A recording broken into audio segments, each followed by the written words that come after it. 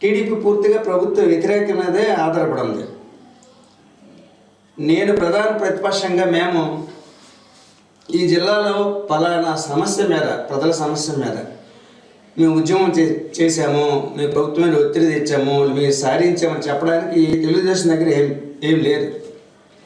ఉదాహరణ ఒక్కటే, ఆమదావస్థ శ్రీకాకుళం రోడ్డు. ఎవరెవరో 2 సార్లు ఈ మధ్యన ధర్నాలు రాస్తారోకోలు చేశారు, కానీ తెలుగుదేశం పార్టీగా ఎవరు ఇంతవరకు రామదాస్ నియోజకవర్గంలో కానీ శ్రీకాకుళం నియోజకవర్గంలో కానీ ఎవరో ఆయన కనీసం రోడ్డు మీదకి వచ్చి ఈ రోడ్డు దుస్థితి ఇది అని చెప్పలేని పరిస్థితి. ప్రజా సమస్యల మీద అయితే తెలుగుదేశం ప్రతిపక్షం ఏ ఒక్క కార్యక్రమం చేయలేదు. మళ్ళీ రాష్ట్ర అధ్యక్షుడు మన జిల్లాకు చెందిన వాళ్ళే. కళా వెంకటరావు గారికి గతంలో రాష్ట్ర అధ్యక్షులు ఇచ్చారు, మళ్ళీ ఇప్పుడు అచ్చెన్నాయుడు గారు రాష్ట్ర అధ్యక్షుడు. ఒక రాష్ట్ర అధ్యక్షుడు ఈ జిల్లా నుంచి ఉన్నప్పుడు ఈ జిల్లా సమస్యల మీద కానీ, ఈ జిల్లా ఆగిపోయిన ప్రాజెక్టుల పనుల మీద కానీ, రోడ్ల గురించి కానీ ఇంకే అంశమైనా వాళ్ళు చేయలేదు. కనీసం కేవలం ప్రభుత్వ వ్యతిరేకత మీదే వాళ్ళు ఆధారపడి ఉన్నట్టుగా మనకి అర్థమవుతుంది.